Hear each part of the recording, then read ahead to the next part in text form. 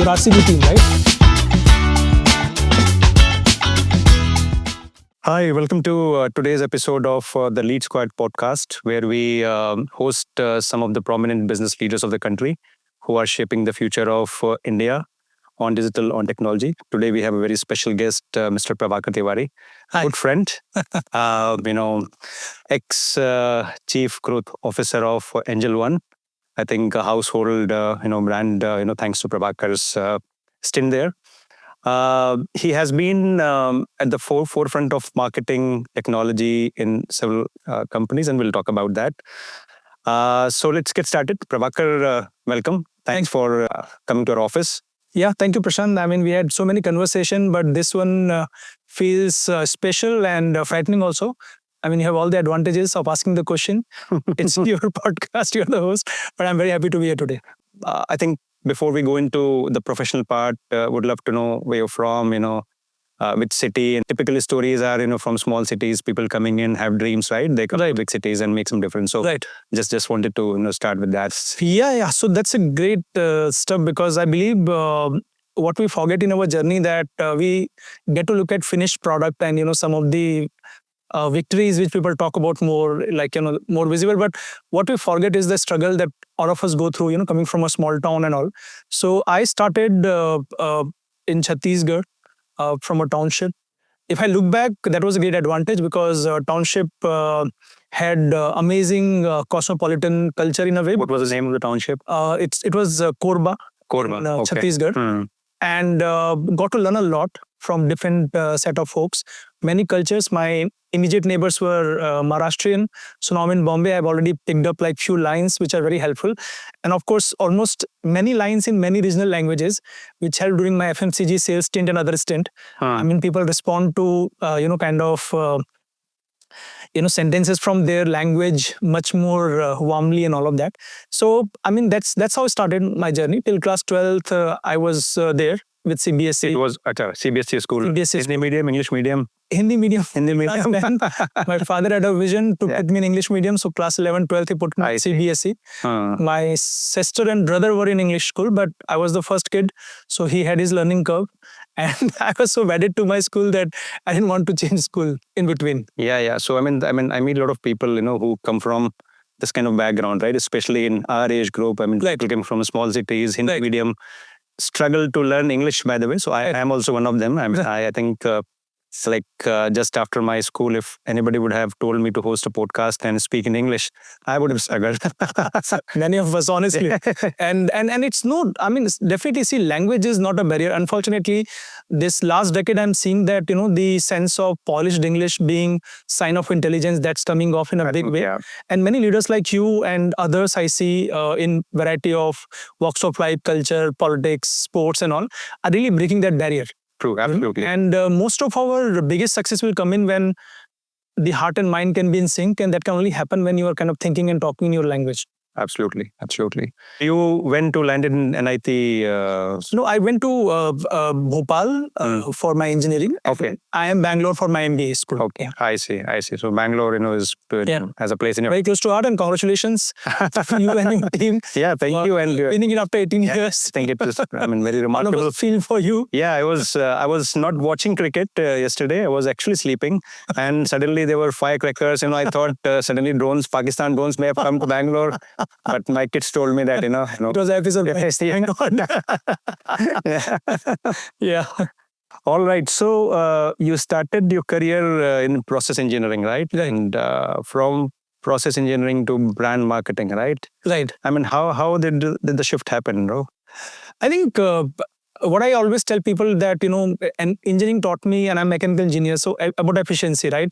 I mean, the biggest output from the lowest input and lowest possible time with the best quality.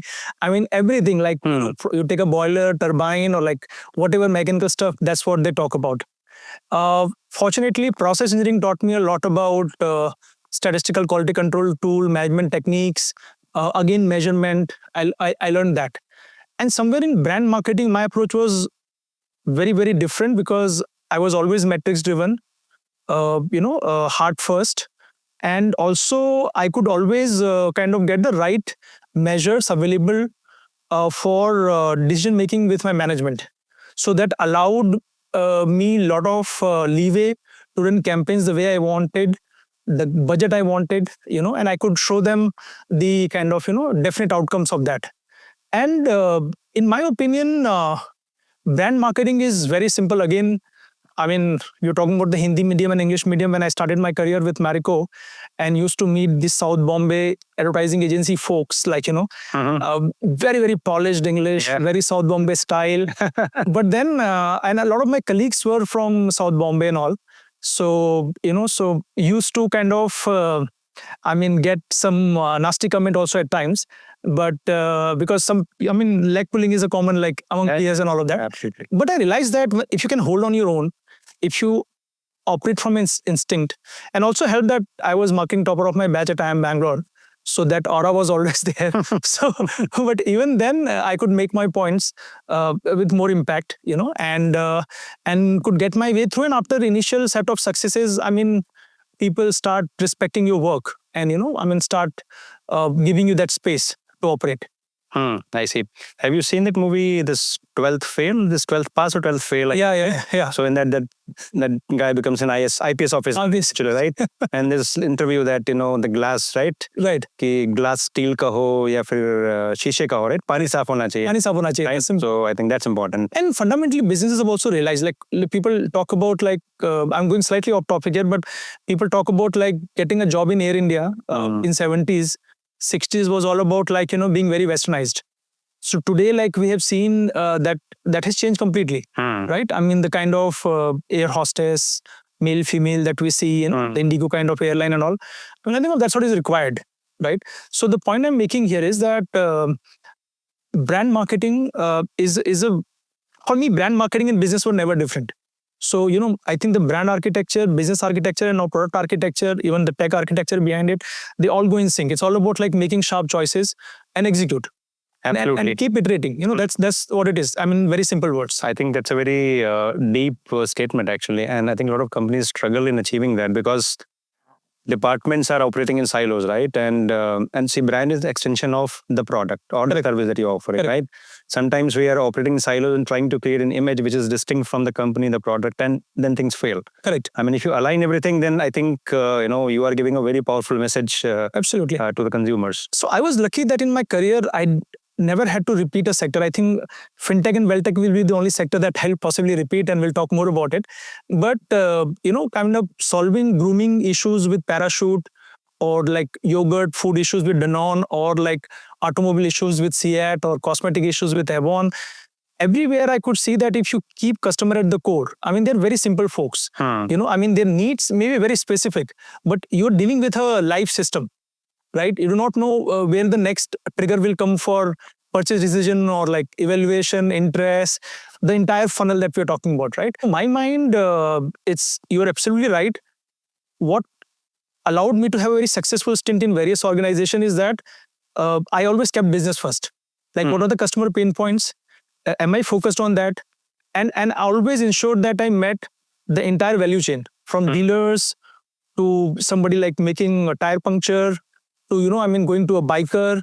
Like, always used to do my kind of, little bit of homework, and always tried to kind of look at a parallel system. It's like, if you have to solve a problem, start with your initial hypothesis. So, for example, when I worked with Seat, I said, let's create a brand which is like Asian paints, very, very similar category because there's influence of builders and architects and all of that. Or look at like Castrol, that, the lot of engineering happens, liquid engineering happens inside the engine, but not visible, similar thing for tire. And look at Red Bull, because I wanted to make Seat more youth-centric brand. So I started with these three pieces, and over time made my own strategy for Seat. But my inspirations were quite in place. Similarly, at different businesses, always try to find dominant businesses which are doing great stuff, and then make my own playbook along the way. I see. So this business first or customer first, customer being at the center of everything, right?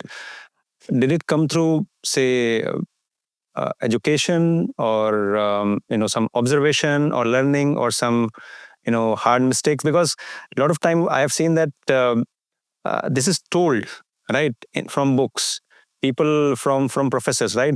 But people still don't understand, right? And I think it comes once you experience it, right? I mean that. So in your case, is it natural? Because some people have it natural. No, so I'll say two things. So, I mean, and thanks for asking this question. Now it's making me think. You have read Raj comics? Yeah, great. So my journey started as an entrepreneur with Ek Katora Khoon. I mean, that was the digest which Raj Comics came out with. And I think it was priced 15 or 18 rupees at that point of time. And I used to kind of give away that for rental at 50 paisa or 1 rupee. That's how I built a big comics setup. So, and used to understand that who will take what kind of, titles from there. And second, my father during his struggle days and education days also worked in a pan shop, like, panwadi shop, jisko bolte hai wahan pe. So he had a lot of things to share with me about, like, when he used to talk about, like, I used to deal with, I know that a person will come from there, like, and this person is coming from this region. So I used to kind of really, really understand their mindset. He used to stock stuff as per, the local needs and all of that. And I was an avid reader, so I could relate to people and all of that. A lot of these things have come from parental influence. My father was an avid reader, social worker, and of course an engineer. And some of it.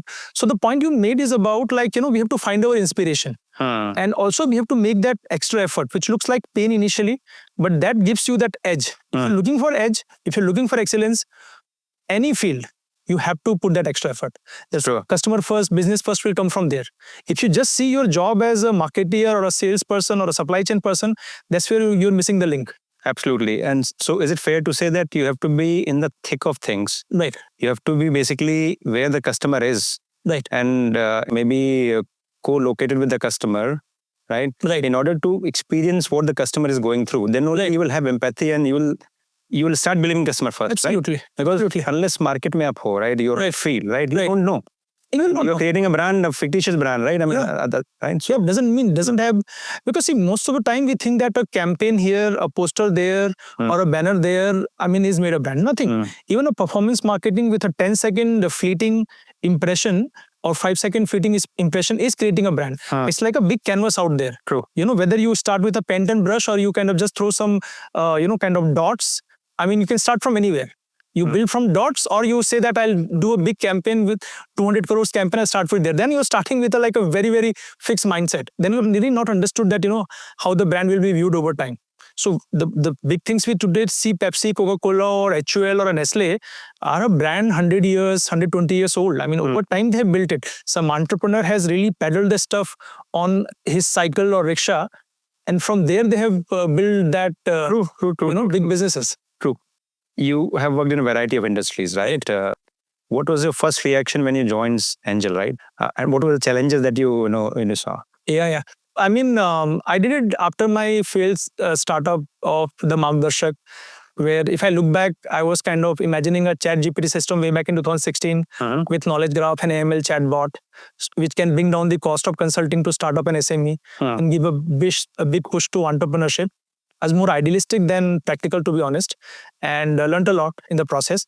So that time, my immediate focus was to get into something stable, come back to Bombay, and not come to Bangalore, honestly. My wife was like, let's go to kind of Bombay. You are a Cancerian. It's better that you are near a sea. That way, you tend to do better. Your successful stints have been in Bombay.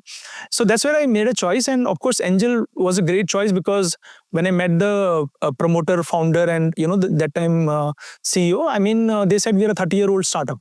So that thinking was in place. Very humble set of people, very authentic set of people.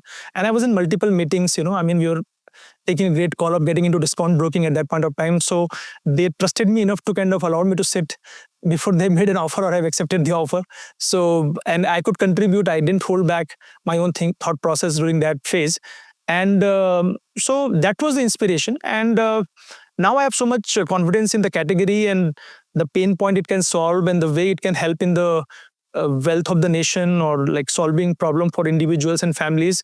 I believe a lot more needs to be done, and I'm there in whatever role, capacity, destiny. So what was the biggest challenge you say in your journey? I think Angel converted from a traditional, business house to a tech first, which is loved by millennials, right? Right. I think so. What are the? I mean, there could be more, but maybe sometimes it's. I think you said intent was there, right? Right. Sometimes it's tech, it's mindset, right? I mean, there would be a lot of resistance, also, I believe, right? Right. So, what were some of the biggest challenges that you faced, and how did you kind of overcome them? See, the biggest challenge at that point of time was that we were transforming an organization. And how do you continue to do a lot of storytelling narrative, both inside the boardrooms, out there in the office space, and then of course in your customer and partners communication. The biggest challenge was that the way we were building things and the way the outside world was kind of looking at us, there was a gap. So our stories was not being told to the extent it required to be told. I mean, despite being a fintech player, and I mean, I could really get Google, Meta, Apple to really collaborate with us and be in the fintechs, and you've also been our partner, so you're aware that how we used to operate digitally, analytics, and or multiple other platforms. So how do you kind of stop that perception gap? Because many times you lose leverage, and this leverage is important, because when you're building a mass retail full stack fintech, because that is important, because many partners do not know if you're the right partner, if you will have the patience to do the journey, because this transformation takes time. So there was one issue, and the second issue to my mind was that how do you kind of take the trust built over 3 decades as a full service broker, translate that into discount broking business without much, initial period, like not much money in brand building, focus more on like performance marketing and other more unit-based economics model. How do you do that? And that was the second challenge. And the third challenge to my mind was that how do we continue to support the digital ecosystem, right? Because this is the very air we are breathing. When people used to talk to me about, like even 3-4 years back, that is a CGO of Angel One, like what do you think will be the next set of challenge? I used to talk about deep fakes. I used to talk about like these kind of scams which run because they break the customer trust. And we have just reached to 150-200 million of the population. I mean, there's like 600 million more out there in a very, very diverse country like India, and with various tech challenges. That's how it is there. So that was the third challenge. And thankfully, looking back, I think we solved all of them to some degree of success, and I think a lot more can be done, because every time in the journey there are fresh set of challenges. Sure. And I vividly recall LeadSquared has been a partner to Angel for a fairly long period of time. Right. I think you once invited me and all your partners to, and I think this was during COVID time. We had, that virtual event. Yeah, virtual event. Where you kind of spoke to every partner, appreciated what they were doing, and shared your vision, about what you intend to do, how you're looking for a continued partnership. I think that was very unique and very nice, because I mean, we work with thousands of customers, but rarely, customers, they make you feel that important, right? That you're so important to your customer success. I think that was very, very special. Yeah, I look back, that was a great moment, because I think we had initial set of success, but there was a lot more needed to be done. And we are also kind of talking about rebranding and multiple other things. It was important that all our partners, and amazing set of partners, very long-term partners, come together and they hear our story, they hear our narrative. I got our founder promoter to come and speak also there, right? And allowed all partners to talk about us and their vision for our business. I think it was a learning experience like no other. And of course, you feel invested, like your RCB team, right? Yeah. I mean, winning a cup after 18 years, but still, there's a 12th man army and people are emotionally invested. So I want the emotional investment from the partner itself. They should not look at their monthly invoice, but rather look at what we are creating, and they find pride in that. Then they talk about your work more. They give you that additional mind space, attention, and that makes all the difference. Sure. So just extending that question, I mean, so partners, how do you think about competitors? I mean, are these like, in context of the Angel One, I think, did you worry too much about, competition, or some companies overreact, right? Some companies learn, right? What was your method of dealing with competition? Because if companies are going with on similar kind of customer base, right? How did you, what was this thought process, how to deal with the competition? Fundamentally, competition is good. In a capitalistic society, I think everybody tries to, make the best use of the resources at their disposal. all of us have a different trajectory, where we come from, where we want to go, and how do we reach there. And there are 2-3 ways in which one can look at it. See, one is to kind of seek inspiration. I mean, while innovation has to always be in-house, but at times it's important that you observe, learn, and you replicate, and then you improve from there. Like, what's the point of, like, if I have to make another Starlink, I would rather study Starlink model now and then build from there. Yeah. There's no shame in that, right? I mean, as long as you're like not breaking IP, patents, and other Absolutely, things, right? yeah. Right. The second aspect is that, see, it's like how do category develop? Category develop by saliency and aspirations. And how do saliency and aspiration happen? They happen by big investments. No single firm can create that. For every Uber or Ola is required. For every Pepsi or Coca-Cola is required. True. And for every RCB or CSK is required. I mean, that's how you create that, right? True. And Yeah. the third thing is that fundamentally, all of us are in a very great profession which is driven by trust. So if you look at competition, and just kind of look them as enemy, that doesn't help. What you need to look at, and we're coming back to the consumer centricity, business first, pain point mindset. Yeah. That is where you continue to operate. True. And continue to improve. True. Yeah, so as long as I think the total available market or TAM is large, right? Right. So everybody can work towards increasing the size of the pie rather than trying to eat the pie of each other. Yeah. There'll be some overlap of Yeah. some healthy. That could be there, right? Yeah, but Can be there. Even now, like after like 5-6 years, I mean, we're talking about like 19 crore demat accounts, 11 crore unique demat accounts, 5.5 crores active demat accounts, and all of that, right? And I have like, since the time I have got into consulting, like I have large access to data with private equity, and I could see that, everybody is a very thriving business model. absolutely. So it's not about like what they have built so far. Now, what do they now will decide, how the ranking will keep changing. Which one will become a dinosaurus and which one will survive. Can you share a campaign strategy in Angel One that kind of didn't work? And Right. I mean, what did we learn from it? Yeah. So basically, we were among the first to get into content marketing and influencer very early in the game. And we had a very different set of strategy, like, purely doing it from a marketing side and doing it from a sales side. Initially, we thought that, paying for a lump sum content and, getting a lot of engagement there is doing some good job for us. But we realized it's not so. I mean, you have to have a far more analytical bent of mind. You have to engage with the long tail much more rather than looking for some mega or celebrity-based influencer, and also have to have a full funnel view of that. Like, what is it solving for you? That content, what is it solving for you? So initially, we had setbacks, when we had just the marketing cap on, and we kind of thought very narrow about it and followed the industry convention. But over time, when we started thinking differently, we had a huge success, in terms of getting the Angel One narrative out and solving problems at multiple funnel stage. I think that was a great learning for us. So, Prabhakar, I think you've taken 2 brands to IPL, right? I think See It and Angel One, Right. So, can you share, how did you think about positioning the brand in IPL? What was the actually goal? Right. And I believe that it takes quite a bit of money, right? So, how do you get the ROI? I mean, is it worth going there? I mean, so just wanted to check your thoughts. Right. So I was telling you that it's always about like, how do you allow your work to be measured against metrics? And what do kind of track record you have with the management of the organization? When I joined CET, CET just took a price hike against their biggest competition. I don't want to name them. And they had all the advantages. I mean, despite the price hike to dealer, the competition was selling at a higher price to the end customer. So dealer had a huge margin. Right? From a leading brand, right? And from there to make the brand see it more use-centric, starting with a playbook, starting with very simple stuff like trade marketing, to finding the inspiration from variety of things, to taking them to a Dhoom 3 kind of film, kind of endorsement, or taking them to a social media thing with MTV very early. So I had a kind of a set of track records at CET. After 3 years, and like towards the kind of, my stint and all, like we had already done a journey of market share gain, almost 10% market share gain over a formidable competition. And we had multiple things in our playbook. And I'm very proud to say that they are even being followed even now. Or for almost a decade, I have left the organization, right?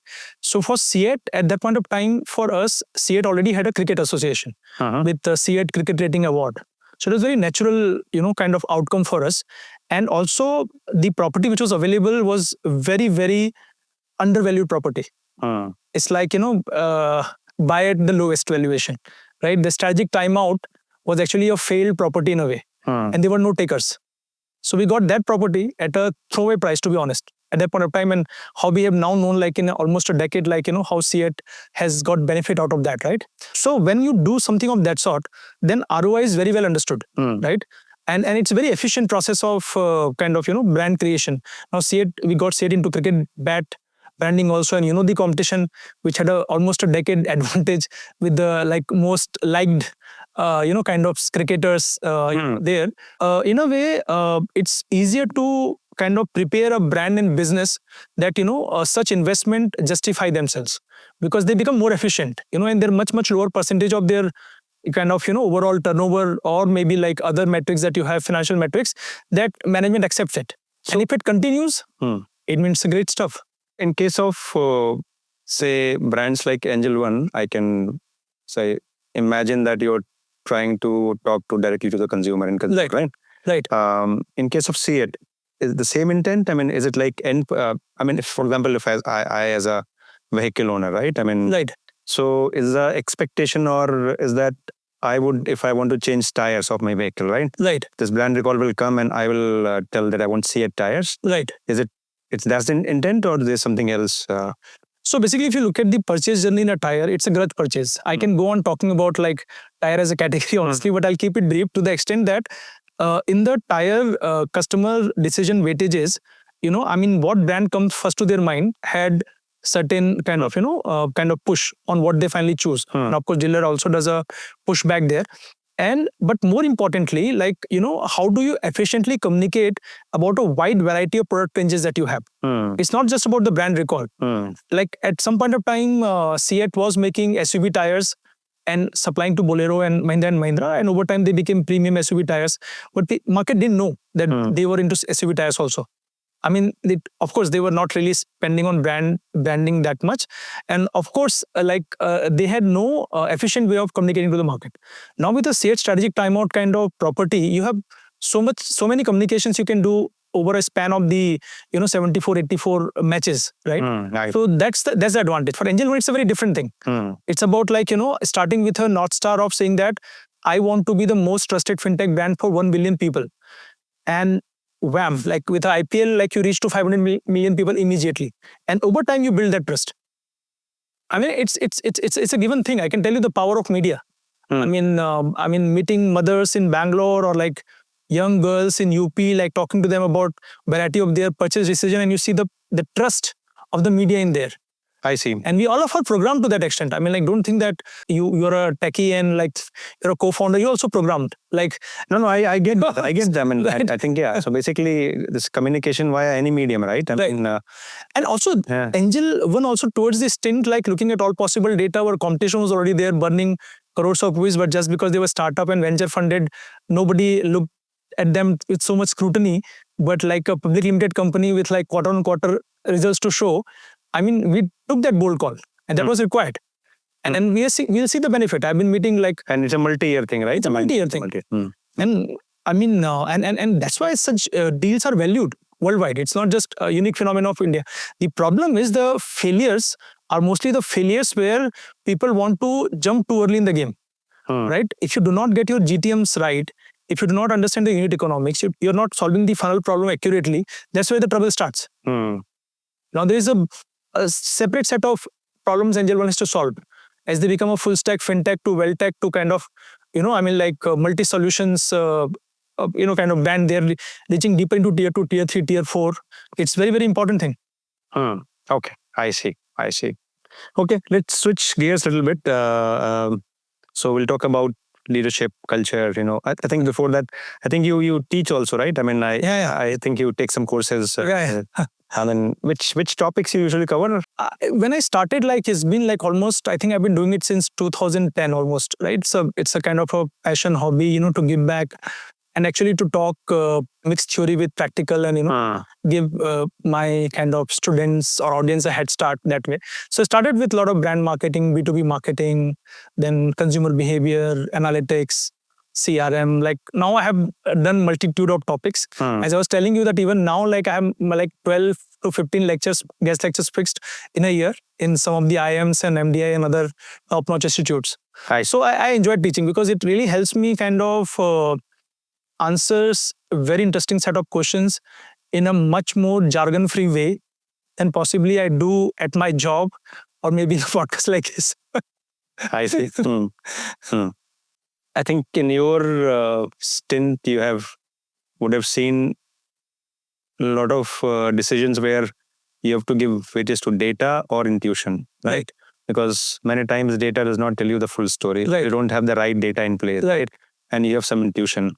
And what's your method of, how do you, I think we come across this problem again and again, right? I mean, so how do you decide when your intuition is against the data? Honestly, I mean, this is a very interesting question, but let me slightly make, it's a complicated question, but let me make it slightly more complicated.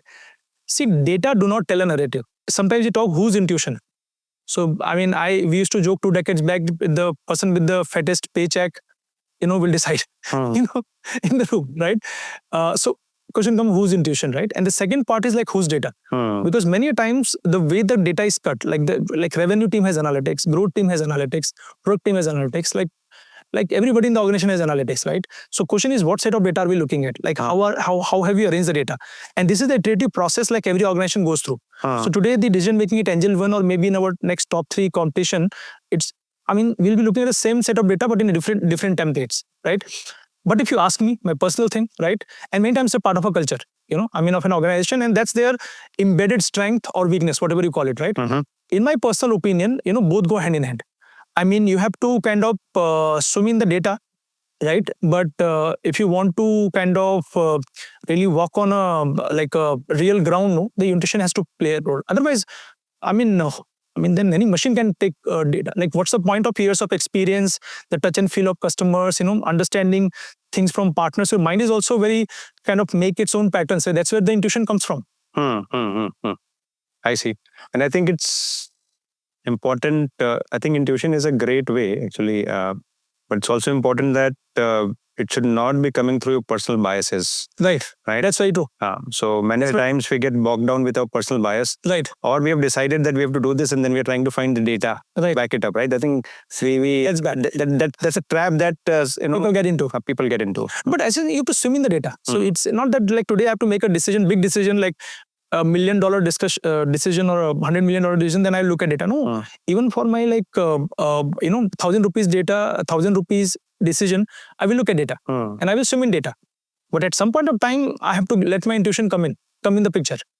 It's like, your vehicle gets stopped in the highway because of some problem and a great mechanic comes, inspect it, then just hit at one spot with a hammer and the vehicle starts. You tell him, and then he says $5,000. You said 5,000? So, like it just taken one tick here, like 5,000 कैसे हो गया? Then he answers you कि बाबा ये करने के लिए 20 साल लगे मेरे को, इतना समझने के लिए 20 साल लगे. True. So अभी वो बंदा आएगा, वो 50 मैट्रिक्स डालेगा और फिर तुमको बताया कि भाई ये चेंज करको, वो चेंज करके, तो you love to pay because वो तो तुमको दिखा रहा है ना, effort दिखा रहा है. So I don't want to trivialize it, to be honest, but I want to tell you that both go hand in hand. Everybody has a unique style. From Mr. Steve Jobs to Elon Musk to maybe what Mr. Modi is doing today with Indian economy or in other areas, like both has to kind of go in balance. Okay. And intuition is like a privilege, but you earn that privilege, right? You earn with your track record. Correct. And you go wrong also, right? True. Question is, how have you done your risk management? What is at risk? Absolutely. Yeah, I think in my case, I mean, if I would go with my hunch, if I am in doubt, right? Duvida mein, data is not telling the full story. So I think I'll follow the intuition and try to figure out whether I'm not getting biased because of any recency effect or any preconceived notion that I right. And it has worked. It has worked in most of the cases, actually. That's amazing. And that's where you get a partner, sparring partner in a way, right? Thinking board, like that's... Yeah. That's where it actually helps. I mean, if you discuss this thing with somebody, I mean, you cannot discuss with everybody. I think you need to have that kind of... that filter. I mean... And in that dialogue, Right. I think you are able to figure out if there are any biases which are coming to your mind. Absolutely. You're able to decide correctly. Absolutely. That's why they say that, pessimists sounds more intelligent, but optimists make more money and more impact. True. So similar question around growth and brand building. Are they sometimes like at odds with each other, or they are kind of always complementary?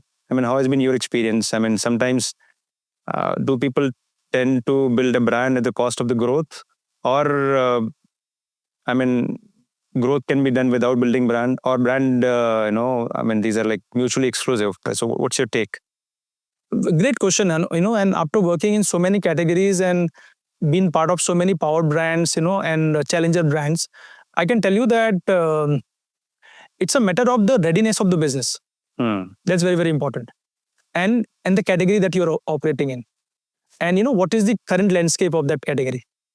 So way back in 2019, the current scape of the first, this is, I think, first time I'm telling in on record, but the first thing I was told after getting my CXO assignment with Angel was to fire our creative agency. I mean, just that we wanted to conserve budget, and we know we're getting into discount broking and all of that. So then I looked at the contract and I realized that, we had 3 months of notice period. So I requested my management, will you allow me to kind of work on some positioning, because we are getting into discount broking, we are getting into tech first world, and we do not know how to articulate that, right? And they're a great agency, they've been great partners like that. And they allowed me, right? They allowed me 3 months of very dedicated work, getting the partner and corporates knowing fully well that they are on notice, but they gave their best. And the outcome was the first campaign of Angel, Aage Badhne Ka Smart Sauda. So it brought the focus back to Sauda, which is like what broking business about. Aage Badhna, which is the emotional connect you can always wanted with the tier 2, tier 3. And then I requested to management, will allow me to 20 lakh of rupees to kind of productionize it for YouTube. They allowed me. And they were so happy with the outcome that we actually played it in business use channels later on. And of course, I got the agency back as soon as I was given the mandate within 10 months, when we were like fully sure of our unit economics and model that yes, and we need a partner and we need to scale, and that's where we did it. So coming back to your question, like it's a matter of knowing your business first and what stage business. Just because I'm a marketer doesn't mean if I'm not spending huge money, then I'm useless, right? I mean, of course, I was spending a lot of money in performance marketing.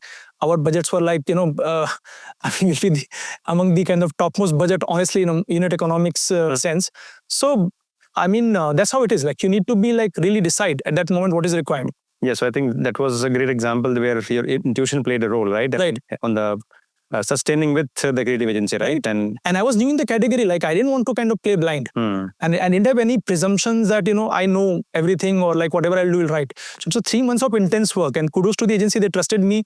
They came back, and the key people moved elsewhere. I got them back again to Angel One's fold, and they're still doing a great job. So how was life after Angel? I think you started your FRN advisory, right? So a friend whom I was meeting, he had a long stint, after that he took a break, and he told me that he slept best after long years. So does it resonate with you, or you're but I see you still I think a lot of energy left. Right. So how has been the life after? Honestly, taking a pause and prepare, my LinkedIn profile clearly spells out what I decided, and some of the details already. But fundamentally, one has to prepare for the next stage of journey. So I can talk about with confidence about sales, marketing, customer onboarding journey, a lot of working with tech product folks and agencies, partners with a lot of confidence today. But there's a lot more I needed to learn, to continue to thrive in the category, which I'm repeating possibly will be repeating first time in my career, after 2 decades of work, right? And a lot more learning is required. The way technology is changing, the newer business models are coming. It's important that you talk to the mover and shakers, both smaller firms there and bigger firms there, because you'll get to learn smaller firms, what is really changing beneath the surface, and what could be the next disruptor. And with the bigger guys, you learn how are they thinking, and how do you scale. So honestly, this I would say is a learning period for me, great learning period. Of course, I have slept well and I have worked on some side projects, but I would say that we need to learn a lot. I mean, maybe a full-time job do not allow you the flexibility to kind of indulge into many conversations or pursue your own deep thinking in areas which possibly last 6 months have allowed me.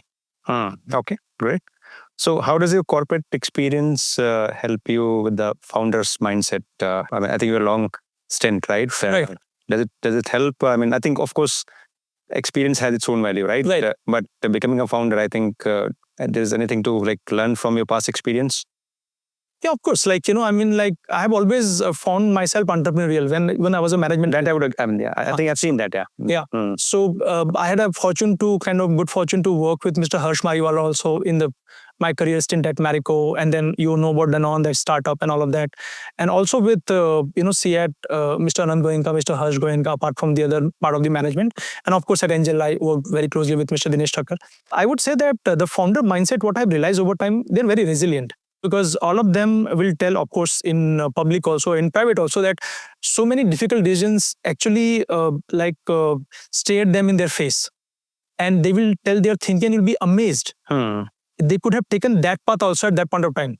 Sometimes we forget in our ego that, some of the unconventional route they're willing to take at that point of time. That way. So one is a resilience, that is amazing. Then there is a clarity of thought. Which is very, very critical. We talk about data intuition, but what is it? It's a clarity of thought. Eventually, somebody has to put money behind it, right? And somebody's neck on the kind of, the chop. That's a second thing. And third is the humility to listen to diverse point of view. And that is very, very critical. At times, you can take 5 minutes and say, this is how we'll do it. Or you allow a debate to go for 5 hours or 5 days or 5 months. True. Yeah. Because it's not about just a decision out there. It's about the stakeholders. The ownership of the stakeholders. That's all that is important. So this is what I've learned during my career. I was very blessed. All the names that I told you are amazing set of entrepreneurs in their own rights. Their stories are out now. But I have got to learn it firsthand at a very early stage of my career. Right. I think I'll add one more to it. I think they are internally optimistic. Yeah, that's important. That's what I told. Yeah. So they're internally optimistic. That's very, very critical because as an employee, right, of course, people are attached to their kind of employment, job and all, and I'm not trivializing it at all, but the impact on your life is limited, right? But as an entrepreneur, you're impacting so many lives, and the impact on your life is forever, because, the way the world is seeing it right now, they've forgotten the journey you've taken to reach there. True. And that's why, it's very heartbreaking to see some businesses fail, despite no fault of promoter founder. This is how the world reshapes itself, after time to time. Yeah. Any leadership lesson that you learned the hard way? See, I learned a lot of leadership lessons from my father, of course, apart from the great entrepreneurs I spoke about.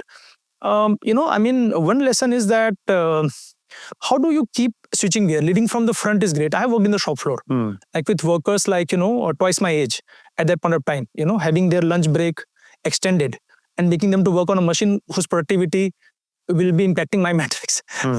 So one is, how do you lead from the front, or with the sales team, or with the marketing team, or leading your agencies and bringing them to the table. And the biggest thing is at times it's imagine for the same campaign, you have your PR team, creative team, social media team, tech partner, everybody in the same room with a very diverse way of thinking, and how to kind of manage all the egos in the room and get something constructive out of it, right? So one is leading from the front, and also knowing when to enable folks to do their own stuff.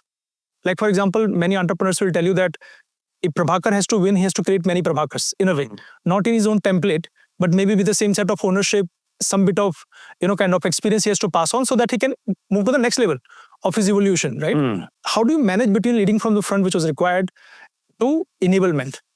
That is very, very important.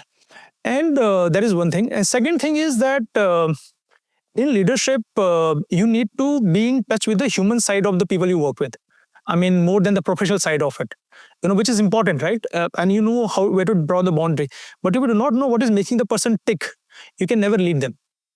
True. You can never get into their world or get them into your world or what you want to get to operate on. And the third thing to my mind is about willing to take the blame upfront. I mean, many times we hide behind, and there's a corporate term of CYA, but if you lose that fear, then you can operate. What is CYA?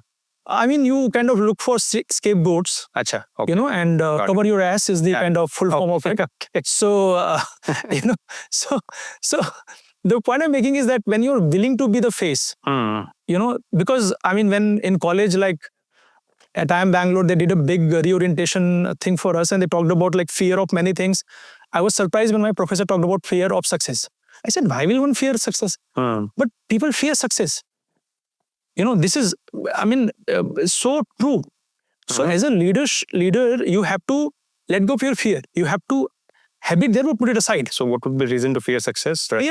People fear success because people do not want that, the burden of proving themselves again and again. Because you become visible. Yeah. This is like celebrities have the fear, right? Classic chess, Gukesh versus Carlsen, what happened? Yeah. Right? So Magnus, and I'm like, that was amazing. So there's an expectation that gets built. I mean, this gets built. And people can't take that emotional burden. Yeah. So it's... And can't walk away in the sunset, like, or like take on something else, which is meaningful. True. Like, today in advisory, I have kind of influence without authority in a way, right?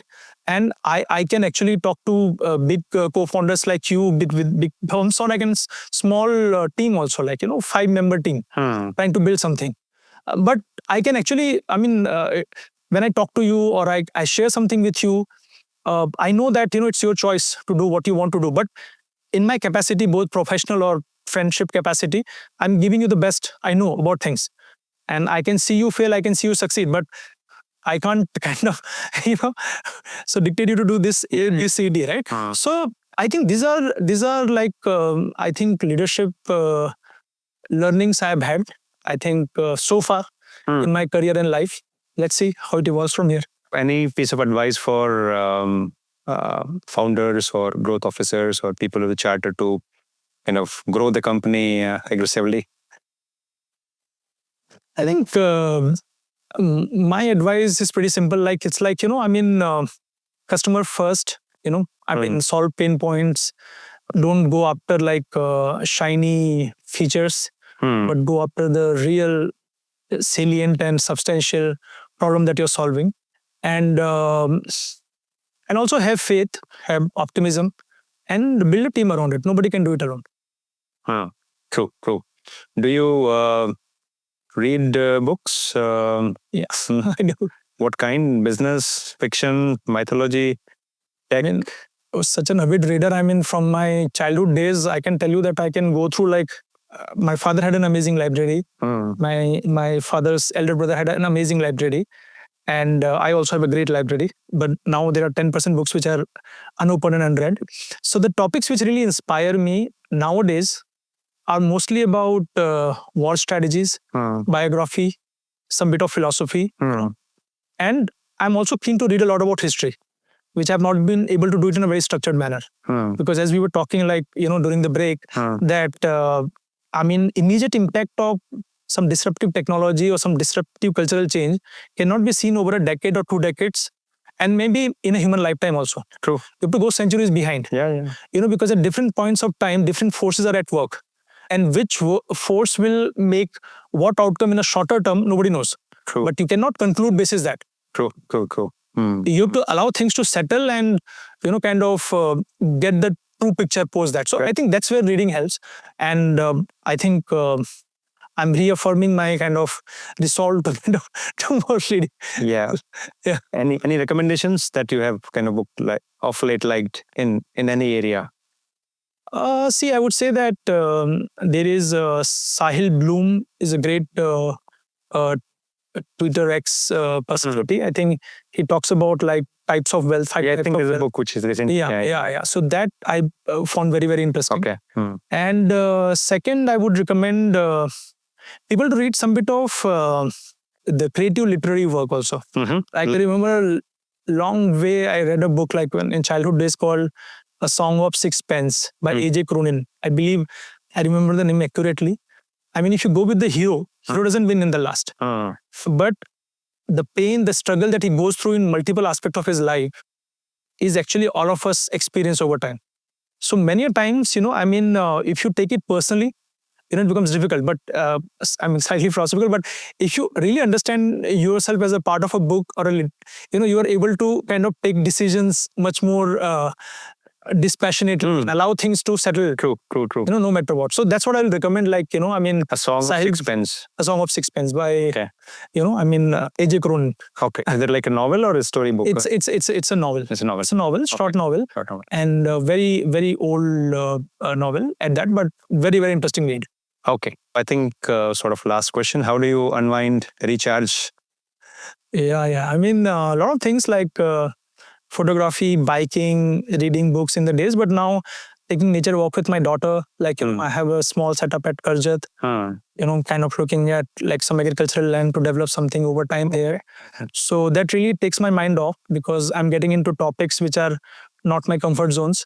So, but really allows me to find inspiration. And many a times, like, great thought comes when you're actually not looking for them. And they come from such basic stuff, True. You were asking unwinding, but I think we can never unwind totally. Yeah, mind is other work, and what will trigger what we never know. Correct. Yeah, but I think in comfortable environment when you don't have you're not dealing with pressing issues, right? Right. I think then I think sometimes while walking, when I don't have any pressing problems to solve, right? And you're just thinking about nature, about science, mathematics, and all that, right? So I think you get very interesting ideas. Eureka moment. Yeah. That's allowed that guy to kind of run naked absolutely on the street. We should not do it, but but still. Yeah. True. No, I think in during school days, I have some problems I have solved by sleeping. Wow. So in the morning, sleep over your issues. Yeah. That's all. Great. While sleeping. Great. I wish that can come again. No, it will. No, you kind of solved the easier set of problem maybe. The skill that you have built yourself personally and professionally, I think maybe one night sleep will not do. So, yeah, and sometimes problems continue actually. I'm not sure whether you have it has happened to you, right. but sometimes if you think of a problem, right, you have solved it partially, right? Right. You wake up. Right. You go on. Right. Next day you're dreaming, you are continuing on the problem. Right. So then that also happens. Yeah, I think somewhere, we make connections. Yeah. And that's a human nature actually. We do not realize that all of us, whether we are a techie or a product guy or marketing guy, all of us are creative. Because every field is creative in that sense. Because what is creative? It's a creation, right? It is something which never existed before. True. It's a piece of code. Is also creative work, right? Of course, people will agree with that. Yeah. But in past, we've always looked at painter, singer, or like some artist as creative. No, all of us are creative. I took a course at IIM Bangalore. I don't know why in Bangalore, I'm learning my alma mater a lot more. Like a course called Transcending Creative Boundaries. And a very interesting course. I took that course with all seriousness, knowing that professor is very tough. And it was 4 term. The credit really counted towards getting a job. But I took that and in 1.5 hour class, 45 minutes we'll have a social activist or dancer or Indian or Karnataki singer coming in, talking about the struggle in their creative work. And the next 45 minutes, the professor will try to correlate that struggle with the management or kind of system or technology. So that's a great kind of, maybe orientation I got at during my kind of college days. And really, it really stayed with me in that sense. Wonderful. Yeah. Thank you so much, Prabhakar. I think we can keep going. Yeah, we can keep going.